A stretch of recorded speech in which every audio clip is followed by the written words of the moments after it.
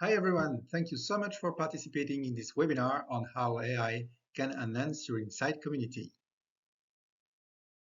So today Ray is going to talk about the major trends in AI in research and Insight communities, and I will finish with an overview of the AI capabilities developed for Platform One solutions. So here is the agenda for today. I'm going to start off with a little bit about AI and where we are today. Then we're going to dive into several different ways that you can use artificial intelligence to enhance your communities. Then I'm going to have a quick look at what's going to happen over the next 5 years, some of the concerns about artificial intelligence. I'm going to leave you with 5 tips for using AI to enhance your communities, and then I'm going to hand back to Matthew, who's going to talk a little bit about Platform One. So, the AI revolution actually started back in the 1950s, and it's moved forward in a series of jumps. There's been an innovation like expert systems or neural networks that's been accommodated, and it's moved things forward. What we saw in 2017 was a theoretical development, I think called transformers, and these made the learning process for AI much more powerful. They made it more affordable, they made it more powerful, they meant that we could do stuff at larger scale, and that led to the development of the large language models. And that's what we're seeing all around us. And then in 2022, towards the end of the year, we saw the launch of ChatGPT. So this is a really powerful generative AI with a really easy to use interface, and that's made all the difference. Before that, you had to be quite good at programming before you could make a lot of use and develop AI. With ChatGPT, it suddenly became something that most of us could use, and that was quite a big breakthrough. Now we're seeing lots of new players. So ChatGPT comes from OpenAI, but there's also Google, Perplexity, Anthropic, Elon Musk has got an operation too. Lots and lots of new generative AI options. So I'm going to be showing you 6 different ways that people are using AI with communities. And we're going to be looking at qual, we're going to look at quant, we're going to look at dashboards, we're going to look at democratizing insights. So the first of these is analyzing qualitative information. So we've been using AI, traditional AI, for quite a few years now. We've used it for text analytics. We've used it to transcribe audio files and video files into text. We've used it for translation.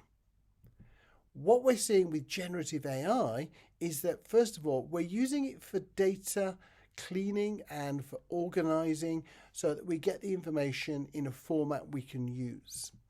We're using it to summarize text information. One of the most basic things that people do with generative AI is they ask it to summarize the information. We can also ask it to extract themes. So if we've got a lot of open ends, if we've got a large number of people who've been asked to describe their daily activity, then we can say to the generative AI, what are the themes in this data? We can also apply formal analysis. We can say, please conduct content analysis on this material. Please conduct grounded theory analysis. Please conduct discourse analysis so that we get different ways of looking at the information in a much more formal way. We can ask the generative AI to have the first go at writing a report based on the information, or we can upload reports and ask it to assess our report, make suggestions for improvements. We've been using chatbots to collect data for quite a long time, but the traditional chatbots were really just replacements for quant surveys. They were a more engaging interface, but they didn't really change things very much. We didn't get any deeper. We didn't get different types of information. But now, by using generative AI and chatbots, we can get much more adaptive probing, intelligent checking. Avatars are being used to ask questions in new ways. There's been some really nice research looking at making sure the avatars are relevant. There was a paper published last year looking at interviewing Indonesian women about skincare. And by using avatars that were women, maybe wearing hijabs, they were able to get better data. So I think we can see the way that things are changing in terms of chatbots. Quant data. One of the big things that people are doing is data cleaning. We know that if you're using online panels, there are some terrible issues. But even when we use communities, we want to make sure that people have understood the questions, that they've not typed in open ends that are careless, and we can use the generative AI to help us clean the data. We can integrate open-ended information without having to code it. Traditionally, if we've had open-ended questions in a quant study, we've coded them before we use them. But with generative AI, you can ask it to interpret the information alongside the quantitative information without necessarily doing coding. We're using a Q&A approach. So you can upload your data and then say, okay, I want you to chart this for me. I want you to show me this visualization.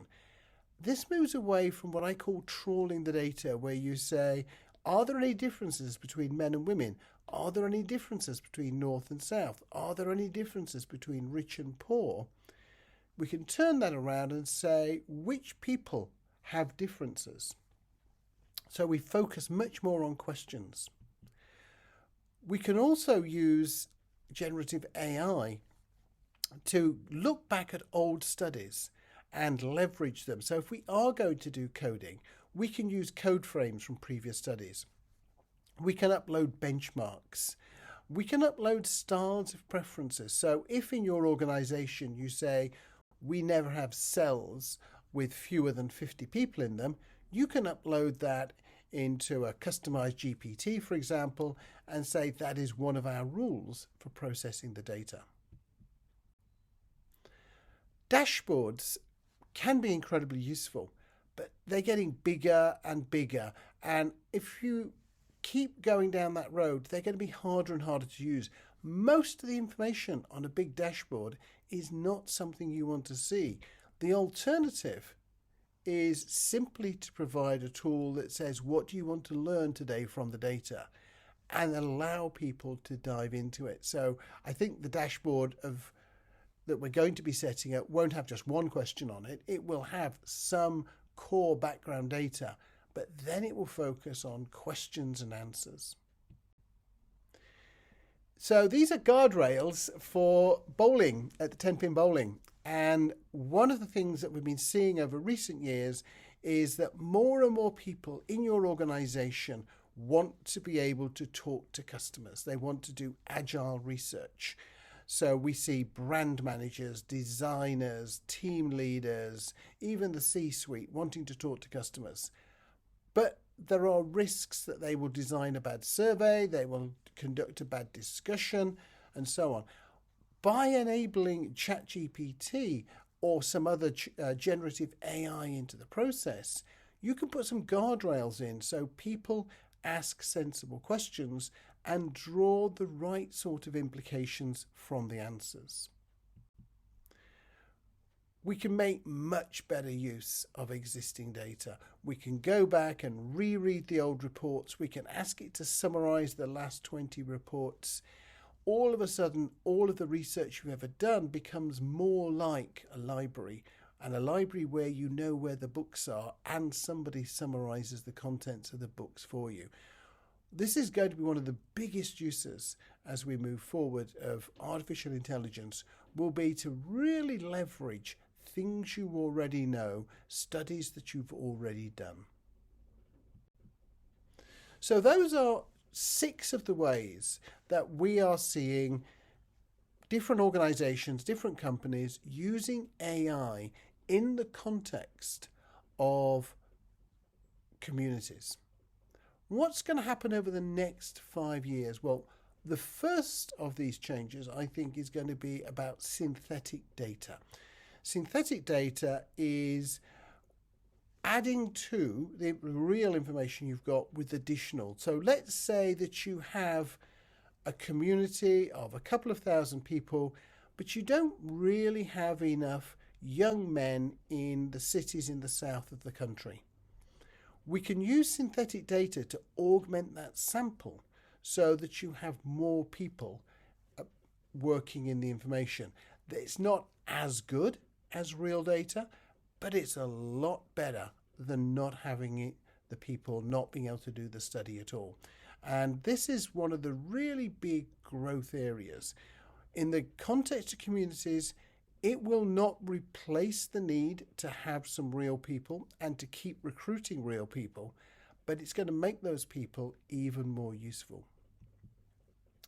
We're going to see more integration of AI and concept testing and development. Now, this is concept testing and development is something that communities have been involved in for a long time. They're a really good platform for it.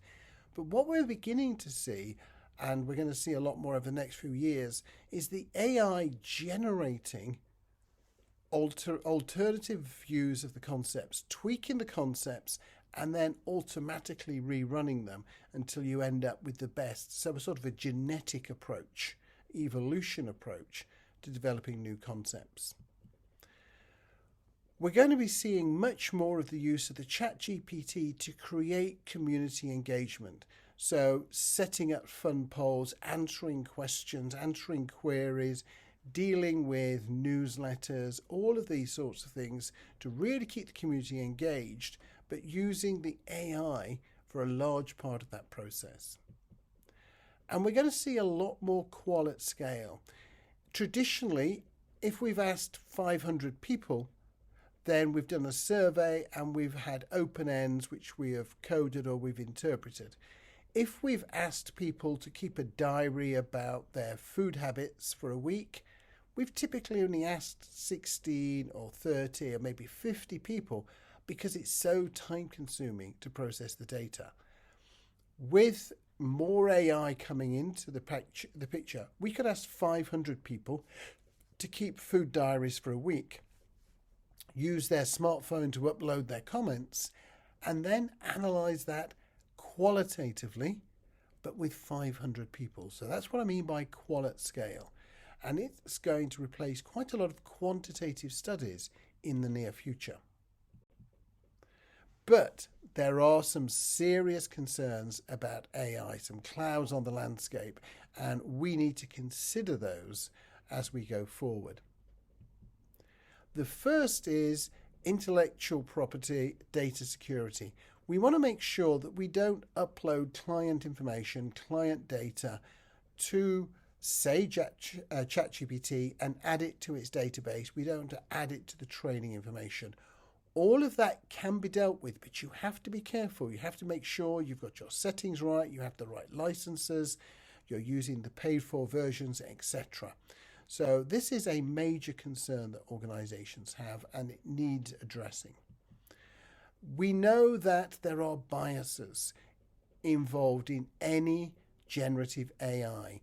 It is a creature of whatever it learned. So it makes all sorts of mistakes around ethnicity and around culture. We need to make sure that we're allowing for that and we're controlling that in how we use the information.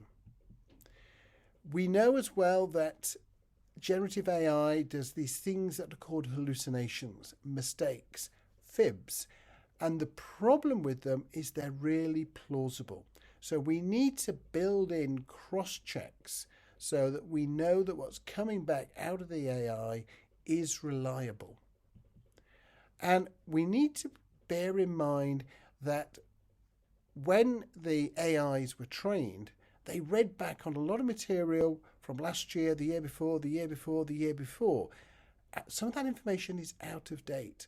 If we're using, for example, synthetic data, we need to keep adding people to our community and keep asking the process to update itself so we don't end up reflecting the world of 2 years ago, 3 years ago, that we do reflect today's world. So here are my tips for AI and communities. Use AI to make you and your team more efficient and productive. This isn't just about communities. You can use AI in all sorts of ways to free up thinking time, to free up time to really have a look at the information, to understand what the business needs. Use AI to boost the democratization of insights. Set up guardrails so more people in your organization can create surveys using the community. More people in your organization can safely process information from the community. More people in your organization can conduct online discussions or online focus groups or conduct diary studies, because the AI is going to make it safer and they're going to make it productive. Use AI to increase your use of qualitative research. In many situations, you will get more insight with qualitative research, and you can do qual at scale by using AI. Use AI to boost your access and use of previous research. Make sure that all that old research isn't simply forgotten, but you're using AI to leverage it, to say, have we asked these sort of questions before? Does this year's study show different themes from last year's study? Would be a question you could ask AI, for example. Use AI to change the way you ask and respond to questions, so we can get a much more iterative way of finding information out by using AI, by using it as a Q&A tool, rather than using it as what I called earlier, a data trawling tool.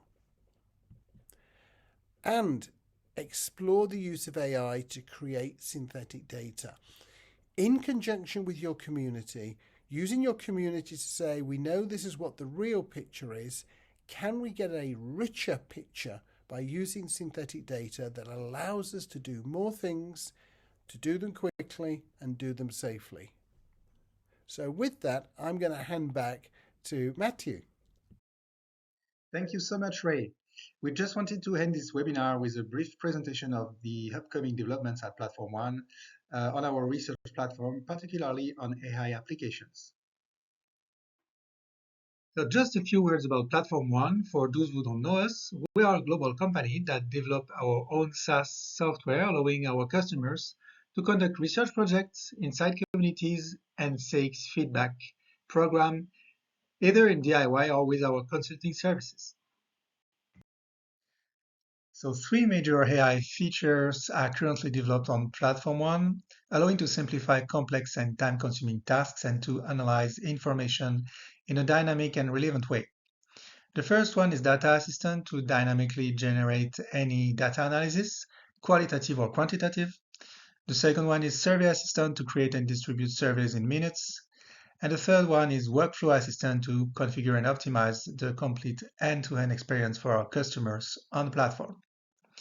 The benefit for users will be, among others, an accelerated and facilitated process at each step of the research project, and the enablement of new insights with the technology. So to make it more concrete for you, we'll now show you a teaser video, and we can then move to question and answers.